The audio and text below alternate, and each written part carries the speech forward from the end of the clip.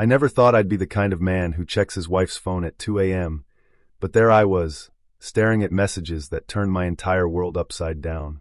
My name is Phillip. I'm 37, work as a high school history teacher in Portland, Oregon, and until recently, I believed my marriage was solid. My wife Rose, we'd been together for 9 years, married for 6, worked as a marketing coordinator at a mid-sized tech company downtown. We had no kids yet, though we'd talked about starting a family soon. Looking back now, I'm relieved we waited. Our life looked perfect from the outside. We had a nice 2-bedroom apartment in the Pearl District, close enough to walk to restaurants and coffee shops. Rose made good money, significantly more than my teacher's salary, and we could afford weekend trips to the coast, nice dinners, the occasional concert. Our friends thought we had it all figured out, but beneath that polished surface, something had been rotting for a long time. The warning signs were there, hidden in plain sight like answers to a test I never studied for. Rose had always been witty, quick with a comeback, the life of every party. When we first started dating back in 2014, I loved that about her. She could make everyone laugh, could turn an awkward silence into an entertaining story. She was magnetic, but somewhere along the way, her humor shifted. It became sharper, meaner, and I was always the target. It started small, little comments here and there that I brushed off. "Oh, Philip forgot to pay the electric bill again. Good thing one of us has our act together." Or, "You know how men are with cleaning, they think wiping the counter once a week counts as housework." I laughed along at first. I figured that's just how couples joked with each other. My parents had that same dynamic. My mom would tease my dad about his forgetfulness, and everyone thought it was charming. But Rose's comments grew more frequent, more public, more cruel. At dinner parties, she'd laugh and say things like, "Oh, Philip? He's terrible with directions. I'm surprised he even finds his way to school every morning." Everyone would chuckle awkwardly while I forced a smile, pretending it didn't sting. At her company holiday party last December, she told a group of her coworkers, "My husband teaches history because he lives in the past. Can't even figure out our new coffee maker." More laughter. More humiliation dressed up as jokes. She mocked my salary compared to hers. When her friend Jessica asked about our vacation plans, Rose said, "Well, we're limited to what a teacher's budget allows. Maybe someday I'll marry someone who can afford real trips." She said it with a smile, but the words hit like a slap. She rolled her eyes when I mentioned my college buddy Ryan coming to visit. "Great, another weekend of listening to you two talk about your glory days while I clean up your beer bottles." She even made snide remarks about my mother's cooking when we visited my parents for Thanksgiving. We were all sitting around the table, my mom, my dad, my younger sister Rebecca, when Rose said loud enough for everyone to hear, "I guess some people just never learn how to season food properly." My mom's smile faltered.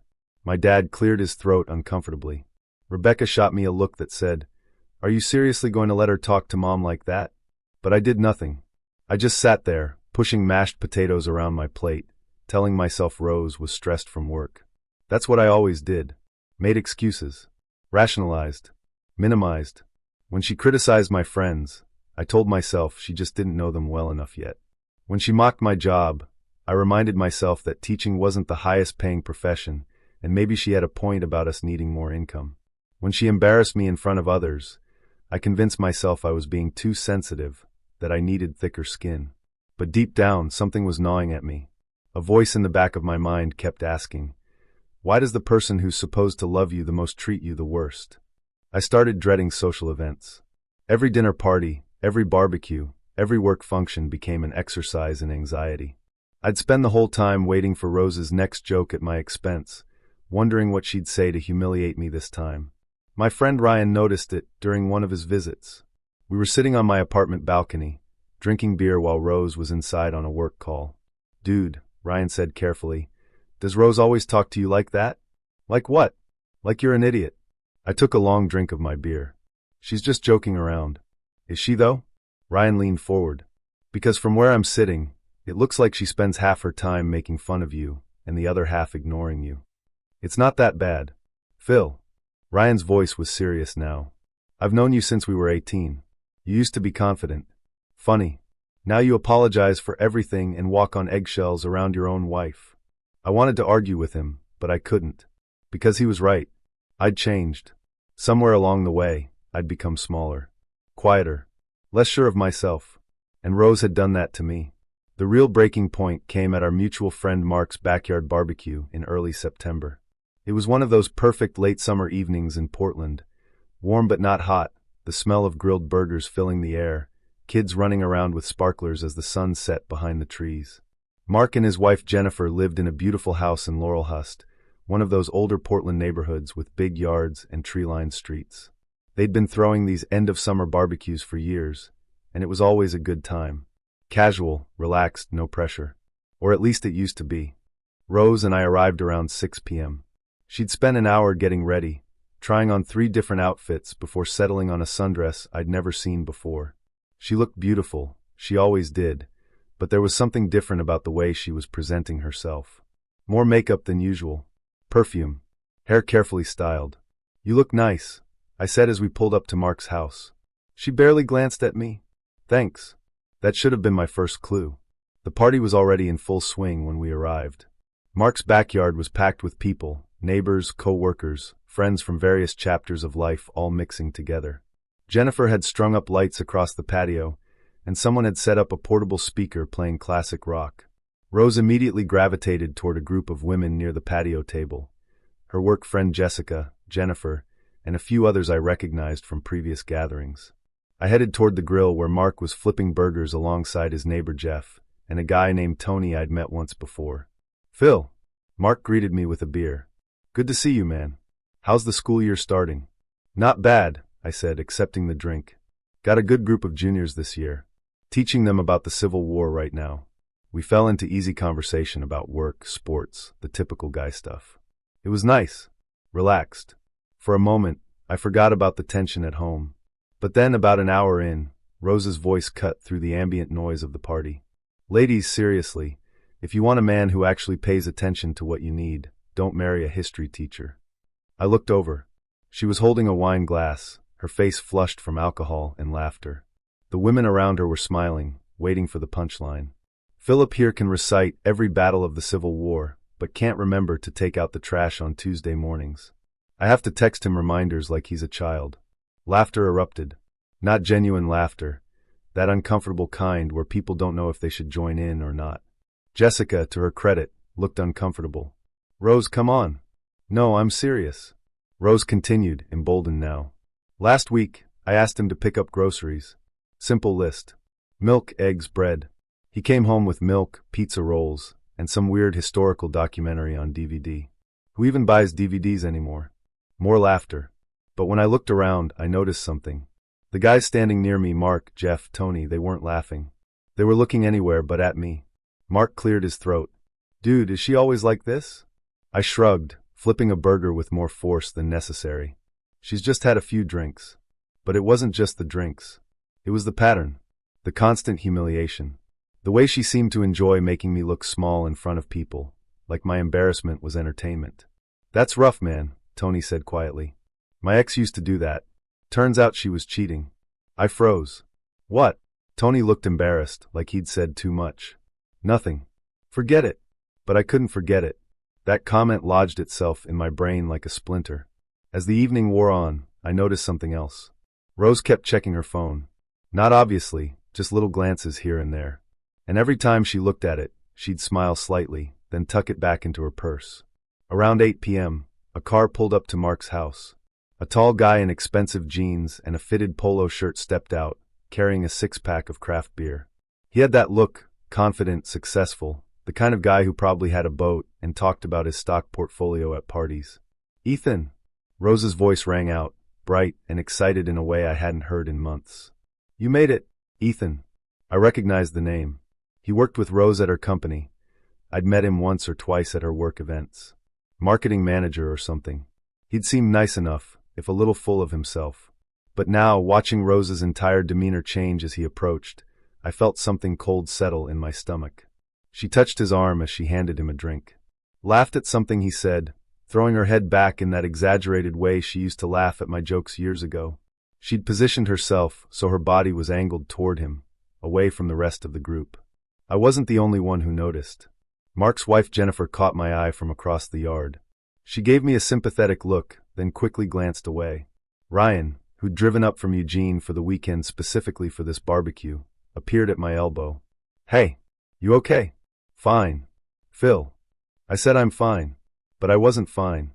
I was watching my wife flirt with another man at a party full of our friends, and everyone seemed to know something I didn't. The evening dragged on. Rose stayed near Ethan, occasionally drifting back to the group of women, but always finding her way back to him. They talked in low voices, their heads close together. At one point, I saw him lean in and whisper something in her ear. She laughed, touching his chest. I felt sick.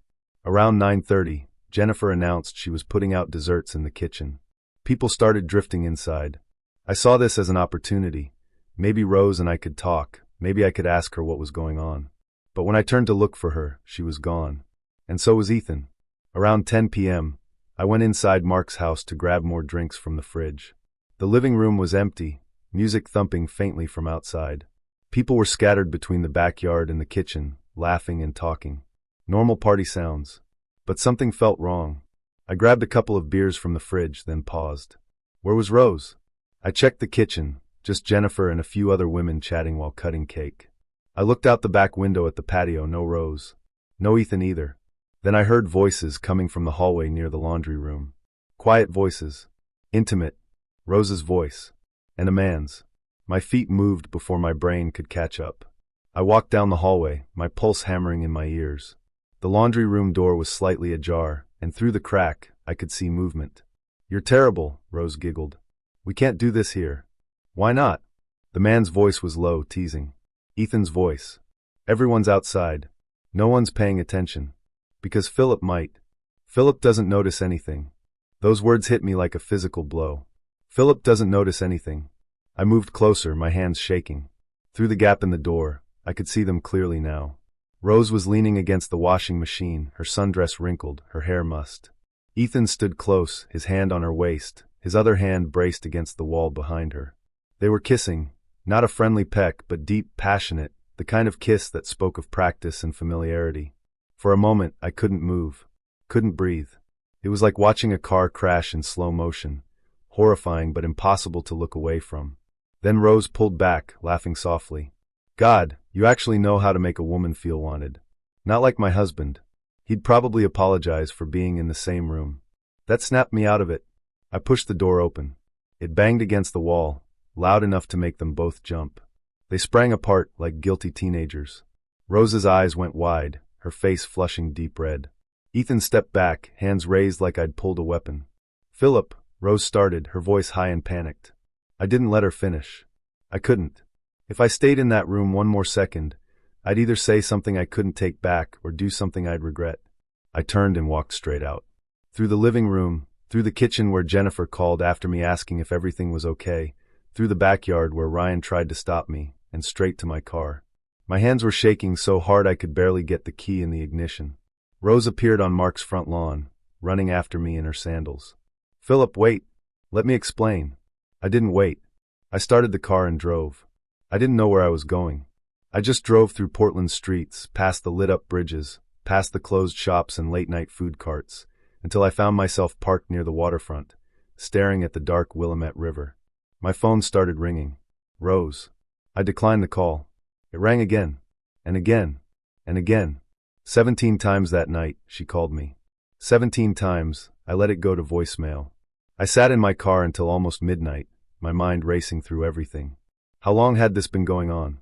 How many times had she lied to me? How many of our friends knew? And the worst thought of all, how had I been so blind?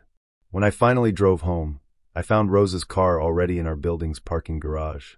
She was waiting for me. The moment I walked through our apartment door, she started yelling. "How dare you just leave like that?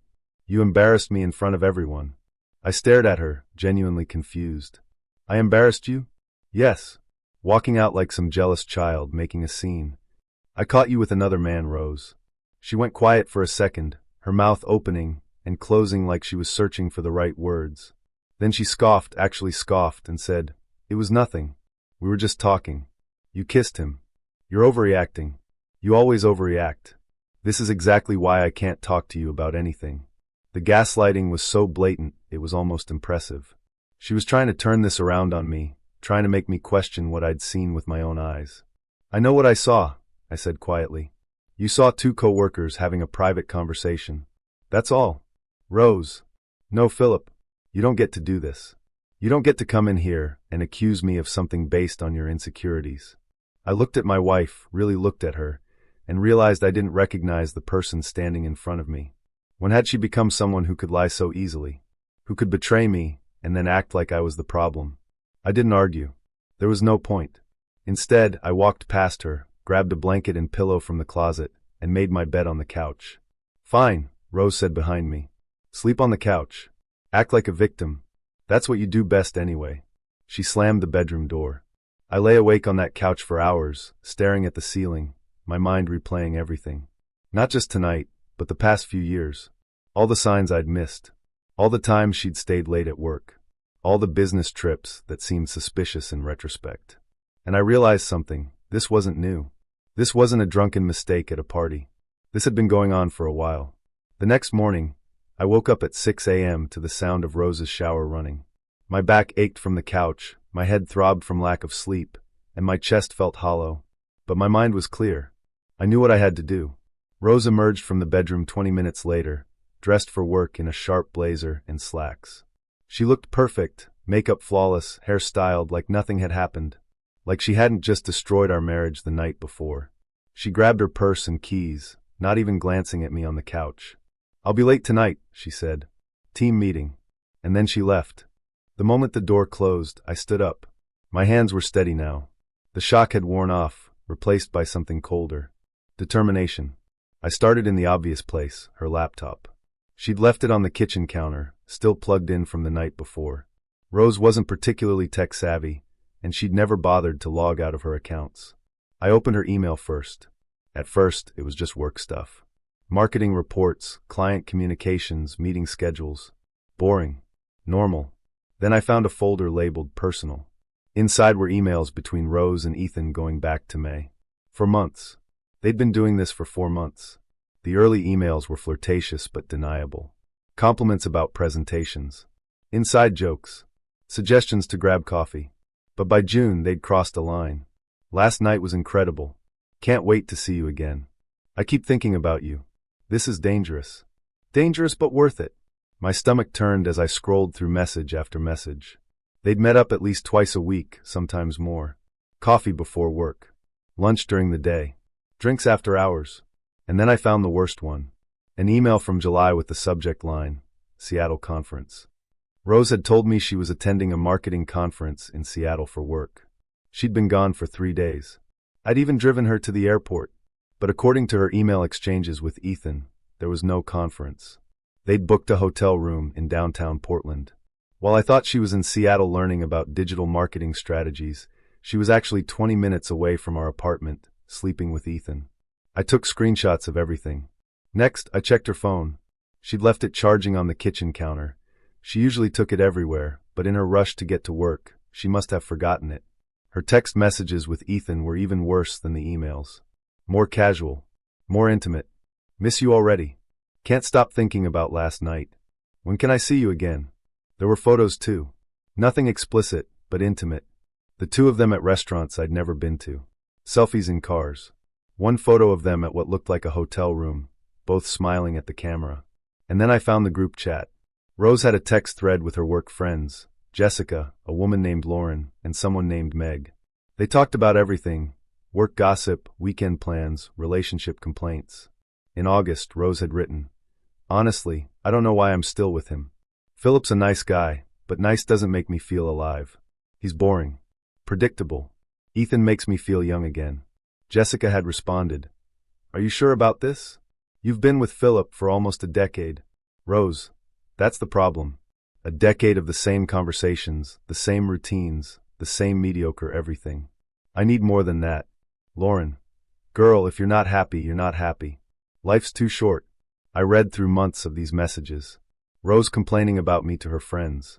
Mocking my job, my salary, my family. Talking about Ethan like he was some kind of savior who'd rescued her from her boring life.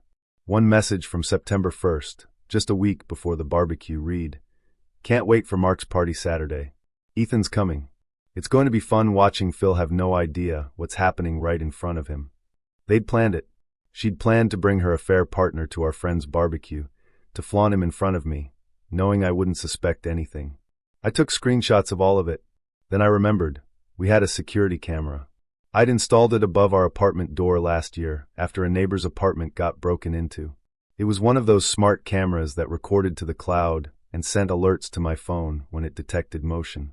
I pulled up the app and started scrolling through footage. Most of it was boring. Me leaving for work. Rose leaving for work. Food delivery. The neighbor's cat walking by. But then I found something. September 3rd, 7:47 p.m. A Tuesday evening, when Rose had told me she was going to a yoga class. The camera showed Ethan arriving at our apartment. He knocked. Rose answered, wearing sweatpants and a tank top, not yoga clothes. They kissed right there in the doorway, then went inside. Ethan didn't leave until 10:23 p.m. I'd been at my parents' house that night, helping my dad with some repairs in their garage. Rose had specifically suggested I go, said she needed some alone time to relax. I found 2 more instances. August 28th, August 15th. Both times when I'd been conveniently somewhere else. Both times when Ethan came over and stayed for hours. By the time I finished documenting everything, it was noon. I'd spent 6 hours compiling evidence of my wife's affair, and I had enough to bury her. But I wasn't done yet. I called my friend Ryan. Hey, can I ask you something? Sure, man. You okay? You left pretty fast last night. Did you know? I asked. About Rose and Ethan? Ryan was quiet for a long moment. I suspected something was off. The way she was acting around him, it wasn't normal. But I didn't know for sure. Why didn't you say anything? Would you have believed me? Ryan asked gently. Before last night? He had a point. I'd been so deep in denial, so committed to believing my marriage was fine, that I probably would have made excuses, even if someone had told me outright. What are you going to do? Ryan asked. I'm going to make sure she can't pretend this didn't happen. I spent the rest of that day planning my next move. I wasn't interested in dramatics or public confrontations. I wanted something clean, factual, and permanent. Rose came home at 9 p.m., much later than her supposed team meeting would have lasted. She looked tired, her makeup smudged, her blouse wrinkled. Long day? I asked from the couch. Yeah, she said, not meeting my eyes. The meeting ran late. She went into the bedroom and closed the door. I heard the shower start a few minutes later. I looked at her phone, still sitting on the kitchen counter where she'd left it that morning. A new text from Ethan had come in 20 minutes ago. Tonight was perfect. Can't wait to see you again tomorrow. Tonight. She hadn't been at a meeting. She'd been with him. The lies just kept coming. The next morning, September 21st, I called in sick to work. Rose left for her office at 7:30, and the moment her car pulled out of the parking garage, I got to work. I sent an email to Rose's HR department with all the evidence attached. Screenshots, photos, security footage timestamps, a detailed timeline of the affair. Then I drafted a second email. This one was harder to write. I'd looked up Ethan's wife online.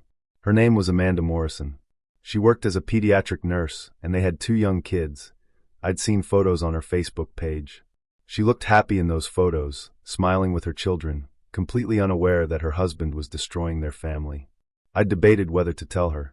It wasn't my responsibility, and part of me didn't want to be the one to blow up another person's life. But then I thought about how I'd felt when I discovered the truth. The betrayal, the humiliation, the wasted time. Amanda deserved to know. Then I called a divorce attorney.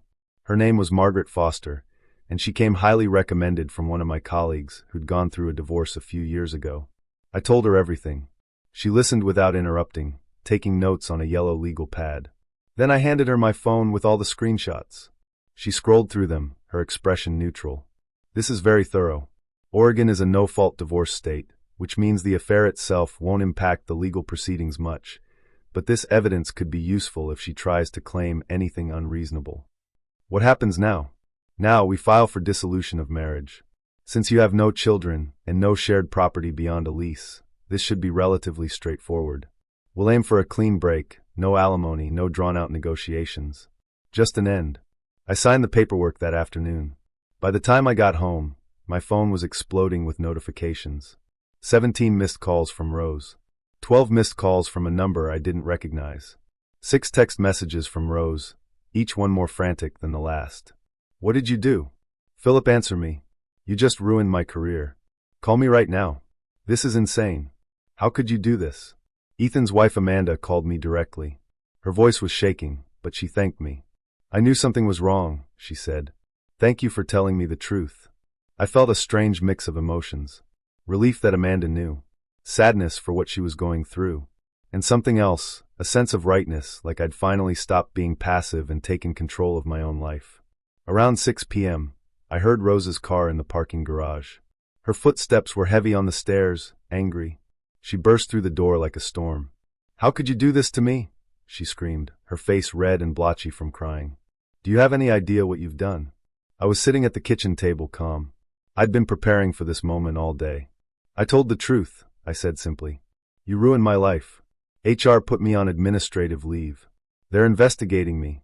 I could lose my job. You should have thought about that before you started sleeping with your coworker. This is insane. You're throwing away our entire marriage over a mistake. I stood up. A mistake? Rose, you didn't make a mistake. You didn't trip and accidentally fall into an affair. You chose this.